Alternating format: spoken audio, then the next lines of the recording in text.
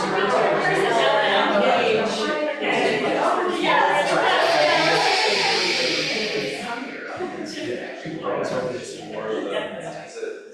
right, good morning. Good morning. So I am Diane Myogetsu, Bejcek, one of the priests here, and pleasure always to be sitting here in the Zendo with all of you and sharing the Dharma, one of my favorite things to do, obviously. So today what I'd like to do is talk about the truth of suffering. You know, may not be the thing that brings in throngs of people to talk about suffering, but it's certainly one of the most foundational teachings that Buddha gave. It's actually the first discourse that Buddha gave after his awakening. The truth about suffering. There is suffering.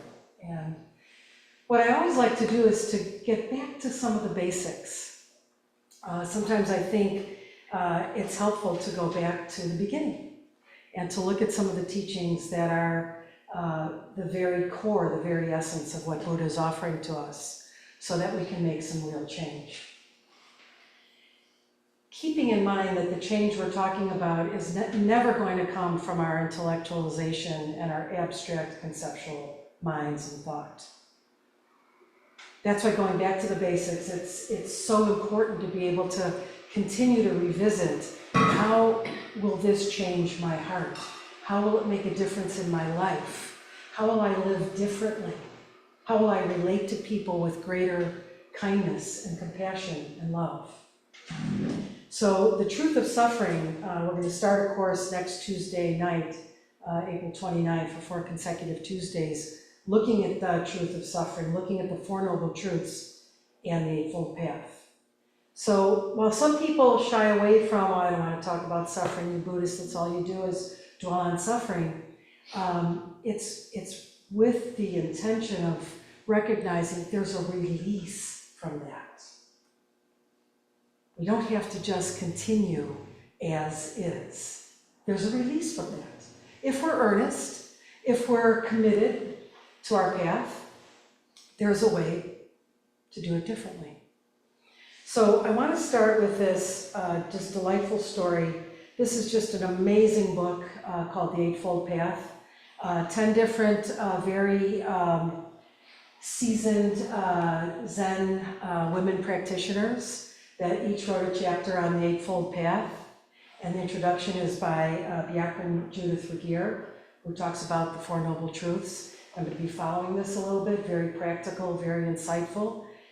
Their histories are amazing, all come from lineages of Shunryu Suzuki, Shohaku Okumura, Sojun Mel Weitzman, so some powerhouses of female practitioners that are leading us along the way. So I'd like to start with the introduction that Bejcek Judith Regier talks. Her first Doksan private meeting with Katagiri Roshi. Katagiri Roshi was the abbot in the Minnesota Zen Center. And her first meeting with Katagiri Roshi, as you can imagine, she said, like her heart was pounding out of her chest.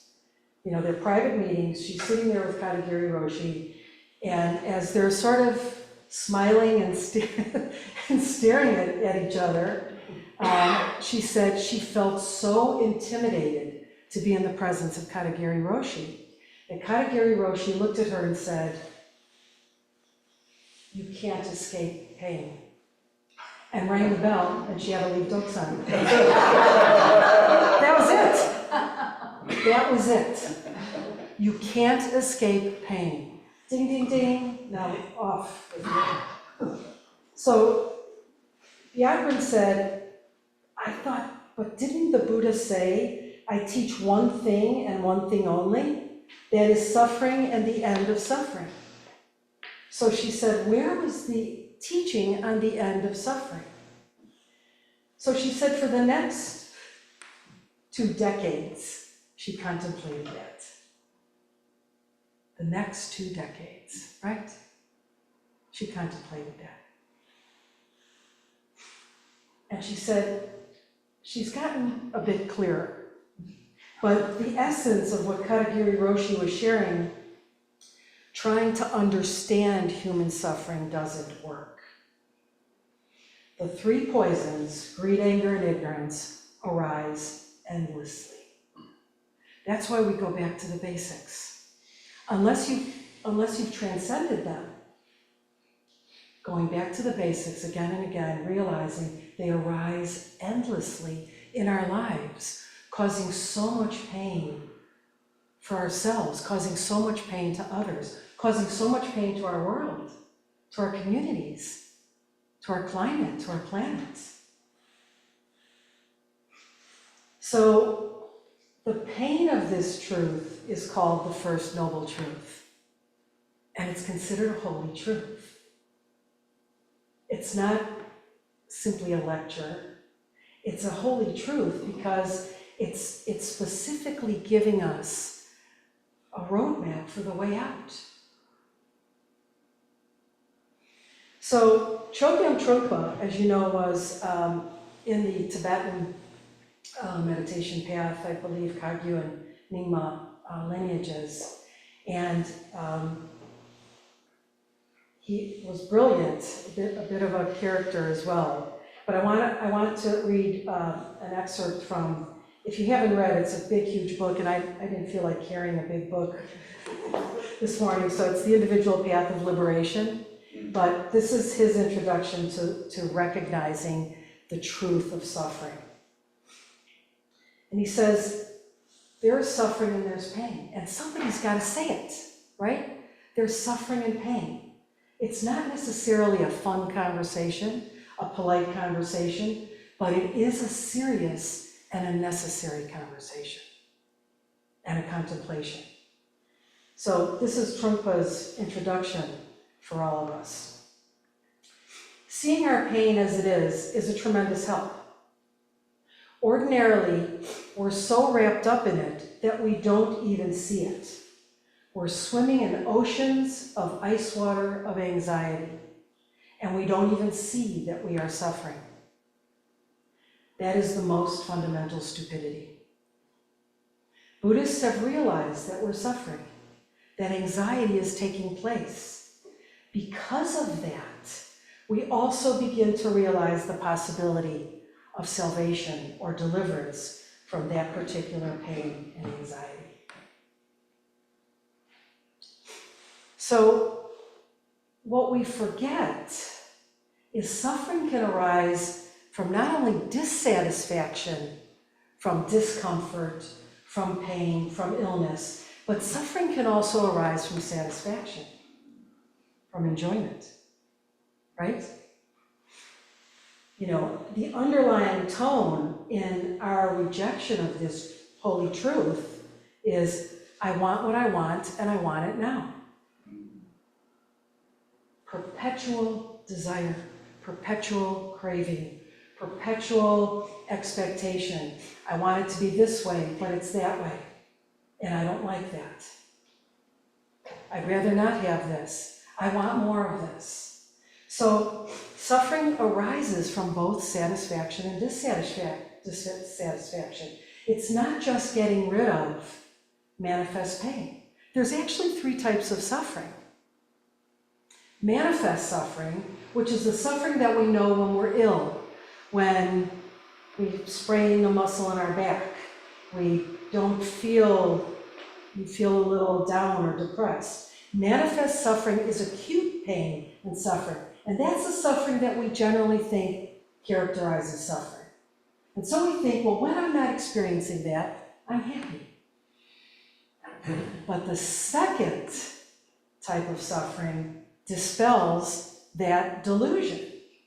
And the second type of suffering is called changing suffering. So even if you're not suffering acutely or overtly, we are always subject to the fluctuations of satisfaction and dissatisfaction.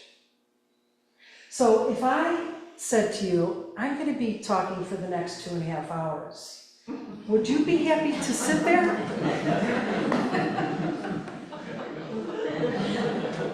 I bet not. Yes. I wouldn't be happy to sit here. So at some point we think, oh, okay, sitting is a source of my pain. I'm gonna get up.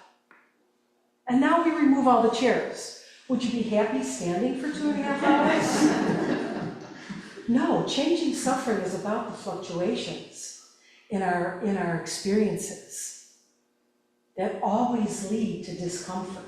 Remember, suffering is not just, you think of all the ways that we suffer, irritability and dissatisfaction and just that sort of gnawing feeling of discontent or dis-ease or anxiety or however you wanna put it. Even with excitation, when you're excited about something, the mind is not stable and clear and calm. You're excited about something, you're activated, you're dysregulated in perhaps a more positive way.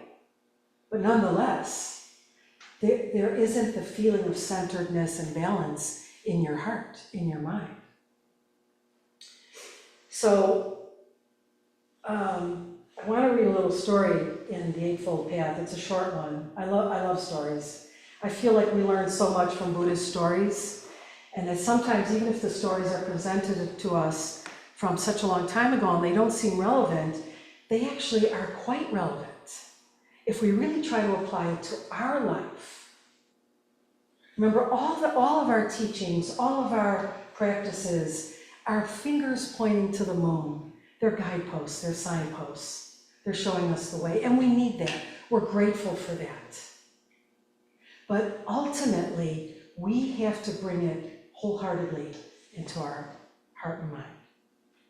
Red Pine, who some of you may know is just an outstanding translator of Buddhist, mostly sutras, and in the Heart Sutra, his preface to the Heart Sutra, his translation to the Heart Sutra, he said, go beyond intellectualization. Go beyond that place where you read and you think, oh, this is great, I understand. Go beyond. How do you live it? How do you breathe it? How do you actualize it? How does it show up in your life? Go beyond just knowing, just thinking. So the reality of suffering, and in this, we're recognizing there's just a continuum of pain. We have small dissatisfactions to huge shocks of pain in our life, loss, tragedy, illness, death. But it's just a continuum of pain because we haven't yet decided that we really want out. We haven't yet decided that, have we? Samsara, this endless turmoil, this endless cycle of suffering, we have to decide we want out. Enough's enough. But see, we live in those little moments of relief. Oh, I'm going to a little gathering and there'll be some good food. I look forward to that. So those little moments of relief that intersperse this continuum of pain, we think that's enough. We think that's all there is. So in this story, Bejcek says the Buddha used a number. It's a number of 83, but the number is just quantifying our human problems. And she said, these are about the never-ending disappointments, the mind of complaint. The mind of complaint is a suffering, isn't it? Right? Ugh, I didn't want that for breakfast. Or my favorite coffee shop is closed today, it's Sunday. Now what am I going to do?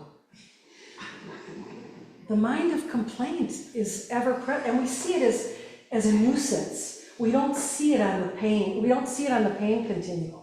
We don't see it as a small dissatisfaction. We see the large dissatisfactions, the tragedies that we're trying to avoid. We know they're coming, right? So the mind of complaint, this is a story about Buddha and the problems in our life, okay? So think how it applies to you. A farmer came up to the Buddha and laid out all of his problems. The farmer hoped the Buddha, as a wise man, would help him resolve some of these problems. The Buddha said, "I can't help you." The astonished man said, "What do you mean?" Buddha said, "Everyone has problems. In fact, everyone has got all 83 problems. And there's nothing you can do about it. If you fix one problem, another pops up. There's nothing you or I or anyone else can do about it." The man became furious. "I thought you were a great teacher," he shouted. "I thought you could help me. What good is your teaching then?" The Buddha said, "Well, maybe it'll help you with the 84th problem." "What's the 84th problem?" The Buddha said, "You don't want to have any problems." Beautiful, isn't it? So Katagiri Roshi said, there is no escape. There is no escape. Can we say that to ourselves over and over again when we're in those places? There is no escape. Yet, as we change perspectives, as we sit zazen, as we read and study and practice, we begin to understand that there is no solid sense of self, that we're so desperately protecting and walling off from life, from others, from the world. We have a fantasy that our spiritual life will eradicate suffering. That's what the story's about, right? Our spiritual life will not eradicate it. It gives us resilience to deal with adversity, to deal with dissatisfaction, to deal with loss. So Katagiri Roshi said, we begin to acquire spiritual stability, that place inside that's quiet and connected to all of life. That place inside that's beyond personal identity. And that gives us inner strength and resilience to deal with the continuum of our pain, however it manifests in this life. To be able to see the truth of our world, to be able to see the truth of ourself, the truth of others. And as we become more quiet and connected, we're not as obsessed with our problems anymore, right? We don't have to be as obsessed with them. We can deal with them, and we have to deal with them. We don't wall off emotions to tragedy, to loss, to pain, to suffering, to bad news, but we're not obsessed with it. And Katagiri said, and we can practice with things at that moment, those moments, we can practice with things just as they are. Just as they arise. So the Sanskrit word for suffering is dukkha. And du, means apart from. Ka is space. So thinking about the definition of suffering, dukkha, it's being apart from the spaciousness of possibility of our life, of our heart, of others, of our mind.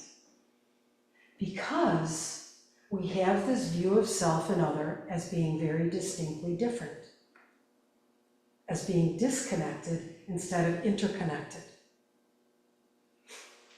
So when we're apart from spaciousness and true nature, then we suffer because we want things to go a certain way and we don't want to encounter all the difficulties that are sure to arise. So when we interpret the self as separate from the whole, there's only suffering to be experienced. There's only suffering. That is the natural conclusion. So dukkha conveys the deepest dilemma of our human condition and situation, the anxiety that we experience, the dissatisfaction that we experience. This sense of separateness of self and other is the beginning of the misunderstanding of life and the beginning of the feelings of alienation, isolation, and anxiety. So we want to stretch our thinking to what suffering means. Manifest pain, changing suffering, but the third type of suffering, I just realized I didn't tell you the third type of suffering, is pervasive suffering. That's the suffering of what I just talked about. The suffering of not recognizing that there is no separation. There is no solid, concrete sense of self. It's all an idea. We're ideas and projections of those ideas and those experiences. We don't see it that way. We hold our senses to be absolutely valid and reliable. But that's what delusion is. Delusion's a distortion, right? It's a distorted way of seeing ourselves in the world. And if somebody says to you, that's really a distortion, see, if you get a little defensive, then there's quite a bit of separateness, right? That's when you really get to catch your eye. You feel that puffed up little piece happening. So we expect pleasure while being ignorant of the transitory nature of them. You know, what's called the three marks of existence, or the three characteristics of our human condition, is impermanence. And we know this. That's why these teachings are basic. We've all read it, we've heard it maybe a million times before. We know it, and we think there's a moment where our mind goes, yeah, Myogetsu, I've heard this before. Tell me how to change it. What do I do about it? But do we get impermanence? Do we deeply understand impermanence? Do we understand the transitory nature of all phenomena, including our bodies and our minds? And the second mark is not non-self, no self. There is no concrete self in the way that is true. Now, from a relative standpoint, in the phenomena world, we have to function in our aggregates of form. So we do that, and we can be successful with that, as long as we see it as transitory.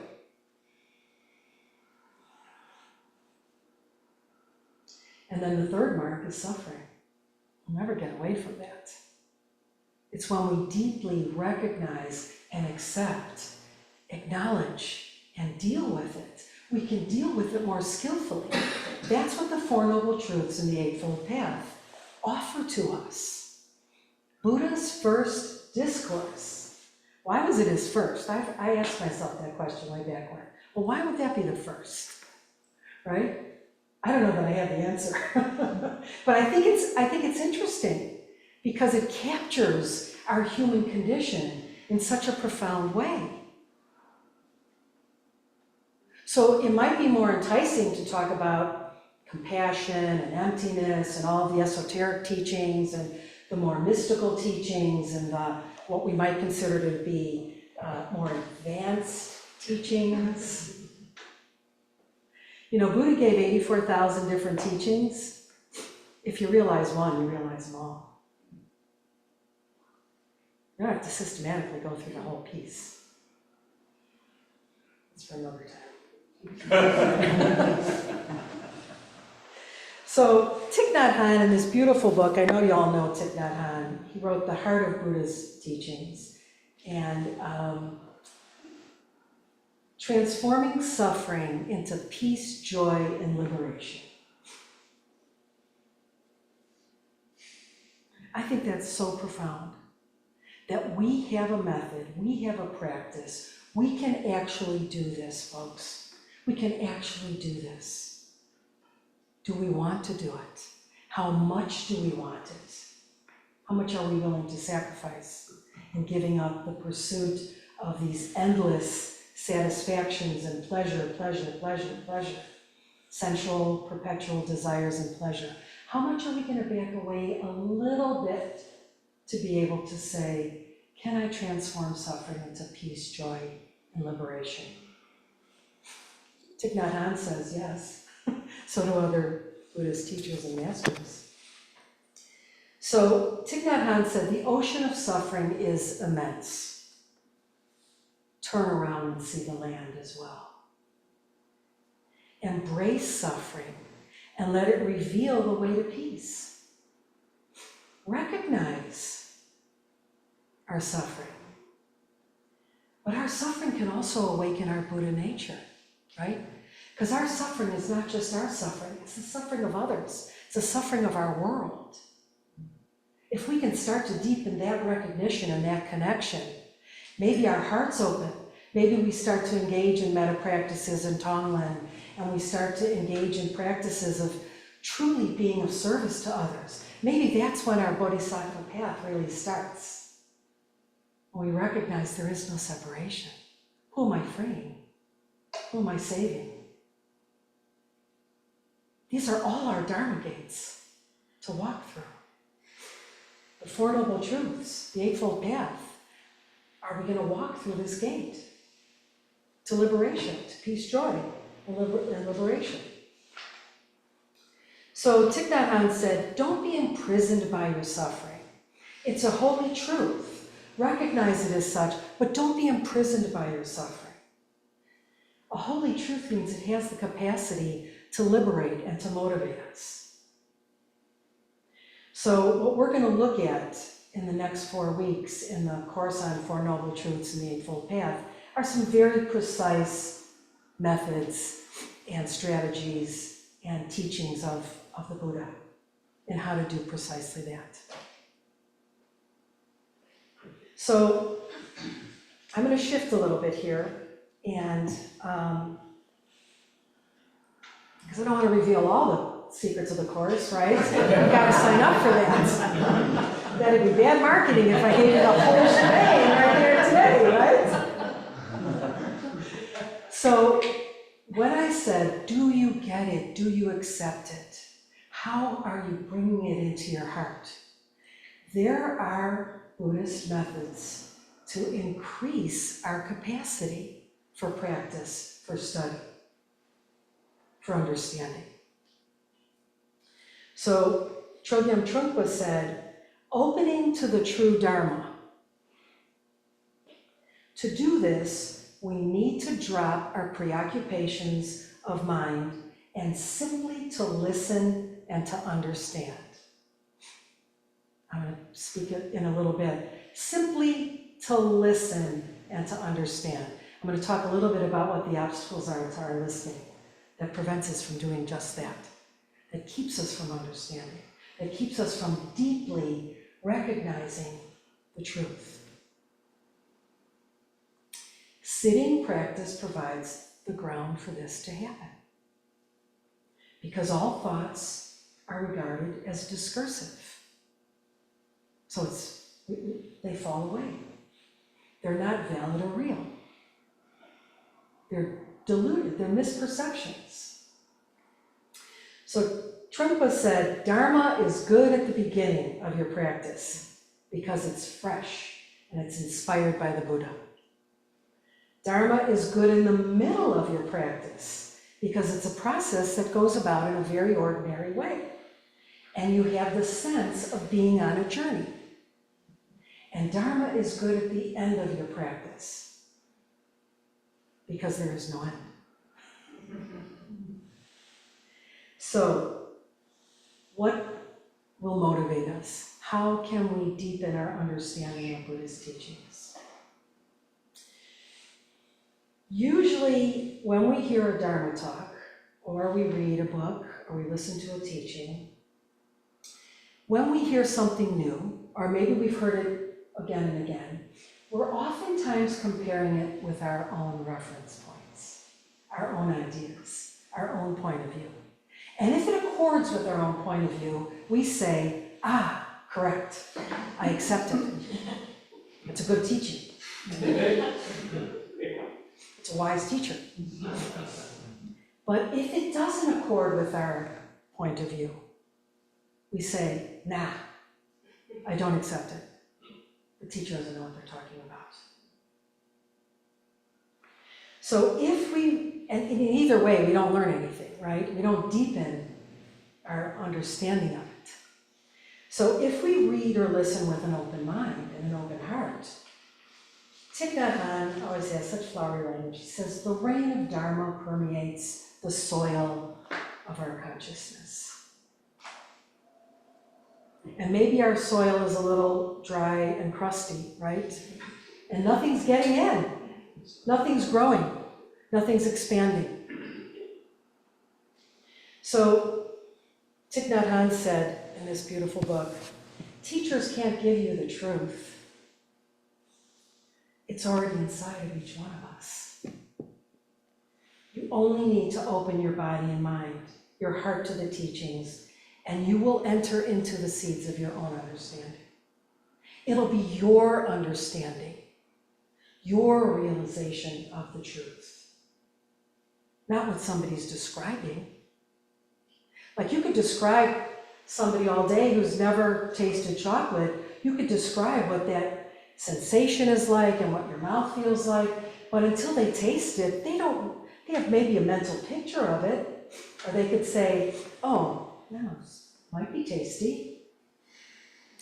So what are the three faults? This is a Tibetan teaching that I love, actually. I don't know. Then that means there's something I don't love, so I better watch what I say. So what are the three faults as we listen or contemplate the Dharma or sit? To make progress and receive benefits of our practice, we need to abandon faults. You know, Tibetan practitioners are all about, here's lists of this and that, but they're useful. They're sort of a trailhead, a way for us to start. The first fault is being like a pot that's turned upside down. So imagine that. A pot that's turned upside down. You're physically present, right? But you're so inattentive and distracted, nothing is getting in. It's just leaking off the sides. And that's why you walk out and you're like, someone says, well, how was the talk? Good. Well, tell me something about it. I don't know. What do you mean you don't know? You were there, right? For a whole hour? What happened? So no matter how much we hear, read, sit, if we're not attentive, mindful, engaged, we're like a pot that's upside down. The second fault is a bad smelling pot. So again, we're physically present, and maybe we have a little bit of attention, but maybe our motivation is corrupt. Maybe our motivation is more about status. I went to hear this great teacher speak about Dharma. And maybe we think that puts us in a special position. So we can check, what's our motivation? Our motivation in a bad smelling pot is incorrect. And then the third type is the leaky pot. You know, everybody's got a colander at home, right? Where you drain your pasta. Leaky pot. Good motivation, you're physically present, but you can't remember. So there are some methodologies to move past that. One is to try to recall it. When you walk out, when you're driving home, try to recall a point or two. Talk about it with your Sangha friends or people in your families or your lives. Gee, I heard something really interesting today. To be able to bring the Dharma deeply into our heart. So we have something useful. So the last motivational piece, I feel like a little bit of a motivational speaker today. But those of you that have studied, and we've read Norman Fisher's Training the Mind in Compassion, the Lojong teachings. Norman Fisher he's a Zen priest in San Francisco, and really combines a lot of different spiritual paths, and said, one of the ways that we can improve our motivation is to contemplate what he called the 4 reflections. And the 4 reflections are really about overcoming this default untrained mind. He said the default untrained mind isn't very inspiring, right? To say the default untrained mind just really, kind of blah. So Norman Fisher said, generally when we're discouraged or things don't go well, we wilt and whine. We wilt and whine. He said most of the time we just feel lucky that we're not struggling. Most of the time we just feel lucky that we're not struggling. So he said spiritual practice is so much more, but it takes time and effort. That's why it's one of the 6 perfections. Effort, diligence. It takes something on our part to open our heart, to open our mind. So the first reflection, he said, resolve to begin. The first one, and I know that Chris and Robin have been studying Lojong on their own and just love this. The first one is contemplating the rarity and preciousness of our human life. We have a precious human life, don't we? There are probably about 7 billion humans on the planet, right? But how many countless non-humans? We are part of the 7 billion, right? Isn't that pretty rare and precious that we have a human life? So you can consider the number and you can spin the math. But if we consider how many non-humans, we have this opportunity right here and now. So we have a precious human life. And it's rare. Will it come again? The second contemplation is the inevitability of death. Again, another topic that isn't always comfortable to approach, but Norman Fisher said just because you don't want to talk about it doesn't mean it won't happen, right? So we hold to the idea that we're going to be the exception to that rule. Everybody else dies, but not me, right?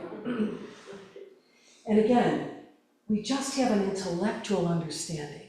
You feel this, right? Because if you really saw deeply the urgency of your human life, you don't know when it's going to end. If there was that urgency, it would be like what one of the parables in the Lotus Sutra. Your hair would be on fire. There would be that sense of, what am I going to do? I've got to do something. And then the third reflection is the indelible nature of karma, of action. Karma is the law of action and effect. Everything we do creates an effect, no matter how big or how small. And so we've been creating these effects since beginningless time, right? Norman Fisher says, everything you do, everything that you say, everything that you think matters. There are no trivial throwaway moments. Everything matters. Beneficial actions lead to beneficial results. Harmful actions lead to harmful results. It doesn't quite operate in that linear fashion. That's why we think we've, outrun karma. So far, so good, right?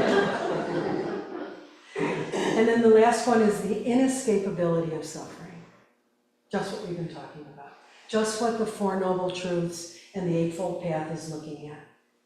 So the first 3 of the Four Noble Truths is looking at the way in which suffering arises, how it arises, and then giving us hopefulness that it can cease.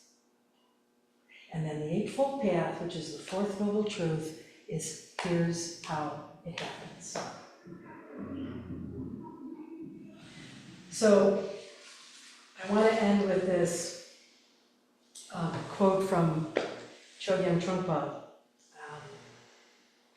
He says, in the midst of this samsaric countryside, a path has been cut, which we might call the spiritual path. Once the path has been prepared for us, once it has been cut and laid out, with an occasional bridge or tunnel, we need to have some form of vehicle by which to travel along that path. That vehicle is the body of Buddha's teachings. The sophistication of a particular vehicle depends on our situation and our state of mind.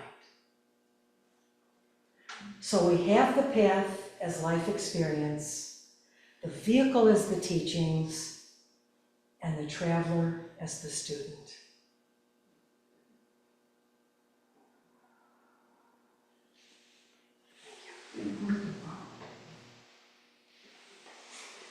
So I purposely ended early, because I normally don't, and I thought, oh, is that maybe so I don't have to take questions? So let's see if anyone has any comments or questions or associations to what. Yeah. Tiger. Oh. No, Roshi, go ahead.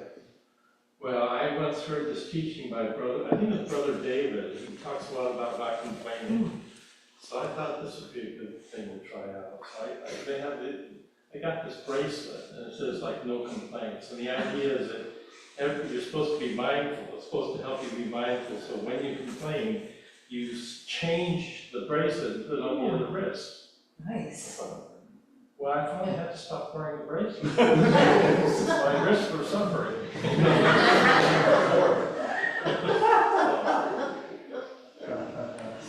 So much for that. I'm glad I let you go first. I love the three types of suffering, the manifest, the changing, and the pervasive. Sort of a hack that I had come up with was, and based on some of the reading, was separating pain from suffering. We use pain and suffering interchangeably, but for me, what I realized is manifest suffering, that which the universe imparts upon us and there's nothing we can do about it, that's pain. Right? Suffering is the second arrow. Oh my God, I'm not feeling well. I just looked up the symptoms. It's malaria and I'm worried. Or it's, it's this or the, and separating and coming to an understanding that pain is unavoidable, but I'm the one shooting the second arrow. Yes. Where the first one is. Yes.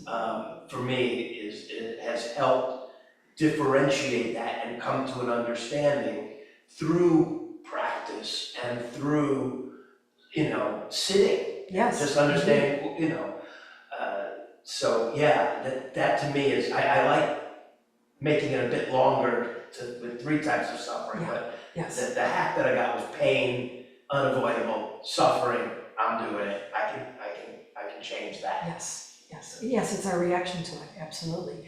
And keep in mind, dukkha, suffering, is about satisfaction and dissatisfaction. We tend to want to get rid of what's most unpleasant, right? We don't think about the satisfaction as being transitory, as being temporary. Only when it ends. You're on a great vacation and you're on the last day of vacation and you're like, oh, it's over. And we suffer. So yes, thank you, David. Sam. Yeah, I loved when you said about like the teachings where if you get one, you almost get all of them in a certain way, and it made me think about the 84th problem said with thinking you don't have any, or you can get rid of all of your problems, and how that relates to the delusion of permanence, Yes. and then also seeking attainment in the same way. I was Yes. thinking you can like stick a flag in something and be like, we're done now, Right. mission accomplished, Right. it's over. Very nice.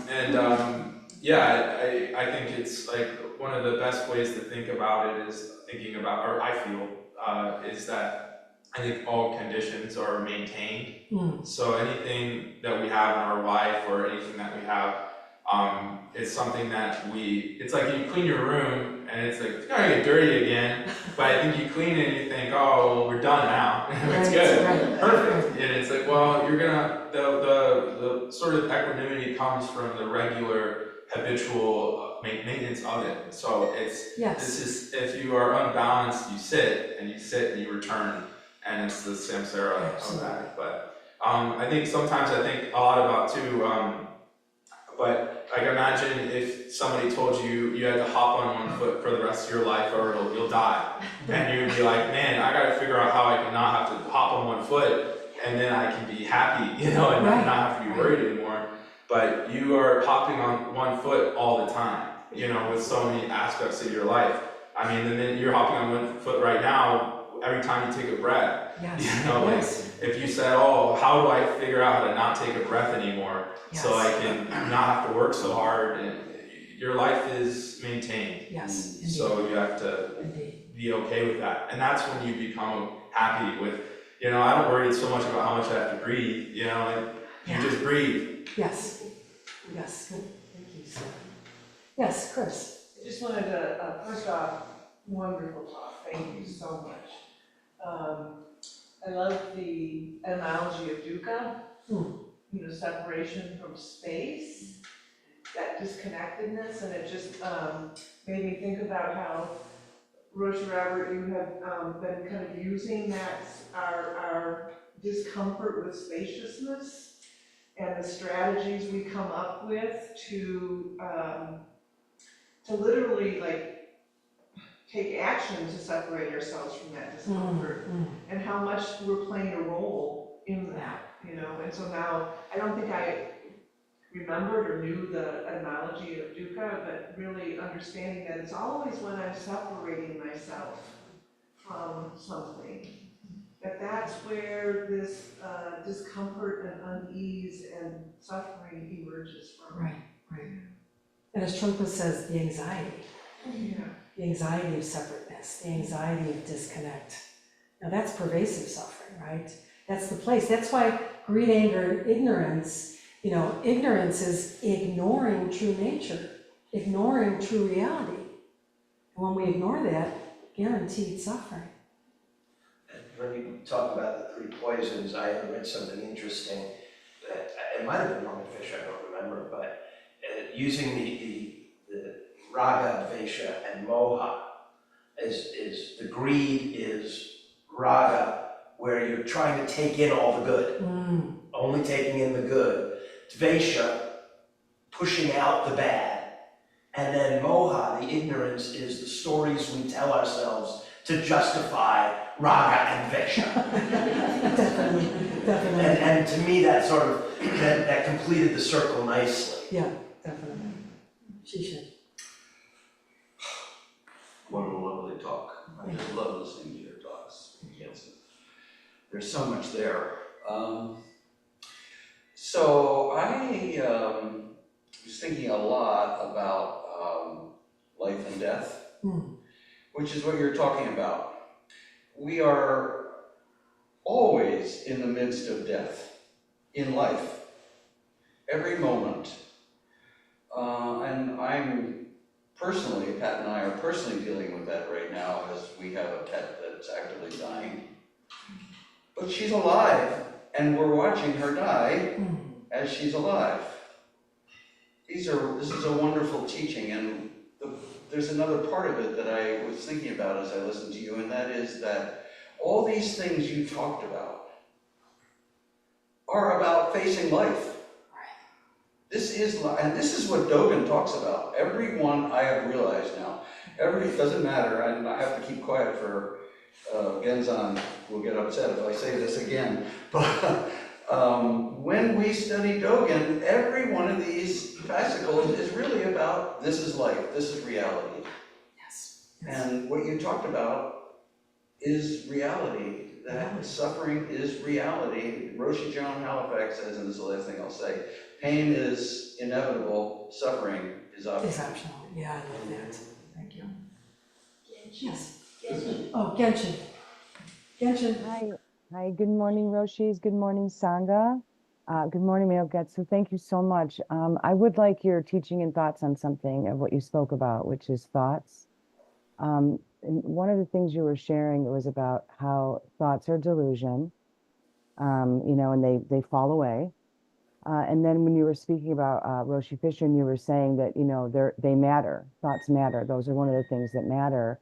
Could you speak a little bit about how much attention should be paid to thoughts? Because on one hand, the message could sound like, let them go, that, they're irrelevant, they're delusional, but yet, there's an importance to how much, it sounds like how much control they could have if they're, anyway, I would ask you to speak to that a little bit, if you would, please. Thank you. I think the only thing I can say is we can examine our intention.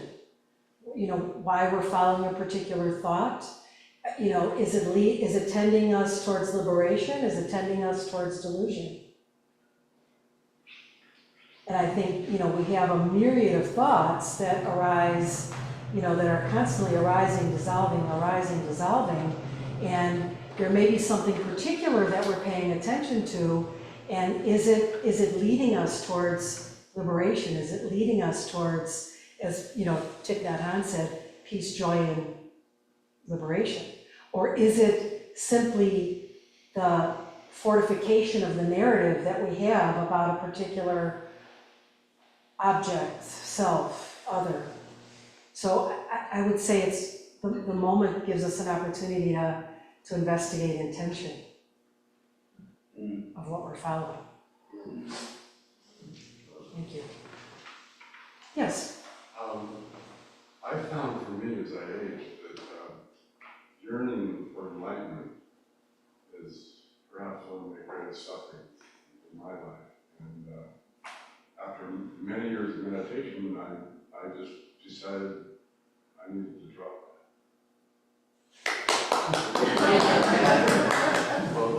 Well done. Well done.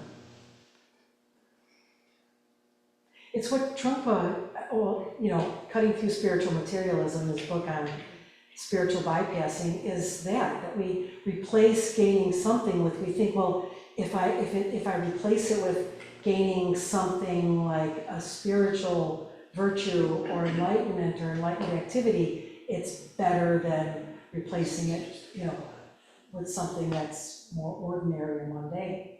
But he still calls it gaining ideas. And those gaining ideas fuel that sense of there is something to be gained, that we're discontent with what is, with we are perfect just as we are right here and now. Buddha nature is always functioning. Can we see it? Can we feel it? Can we allow it? Very nice. Thank you for sharing. And someone said, right, we don't sit to become enlightened, we sit because we are enlightened. Yeah. Yes. Beautiful.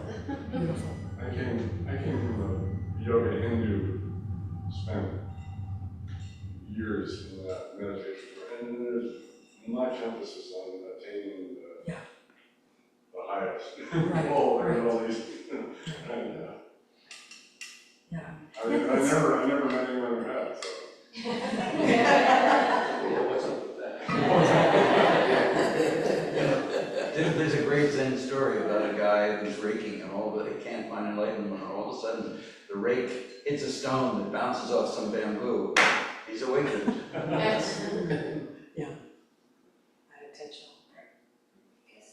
Yes. I just want to thank you for your talk. What it made me think about is actually parenting, and when you say like, oh, I shouldn't have any problems, and I feel like I was able to work through that, or I'm still working through that better for myself, but when it comes to my child, that's like another level of learning, that I look at their struggles and I feel like I need to help them, I need to help him, he shouldn't have any problems.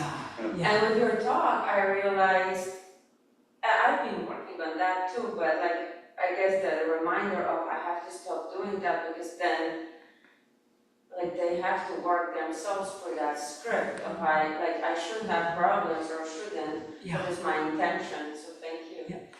Thank you. Anyone else online? Any final comments, thoughts?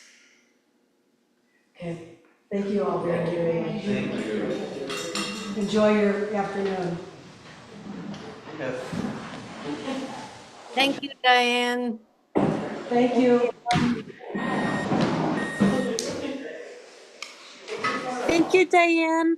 Thank you. Hi, Jigen. Mhm.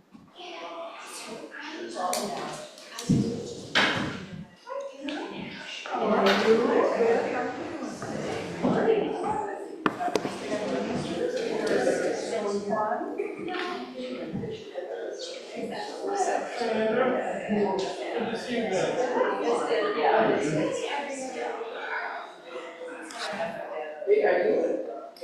Are you?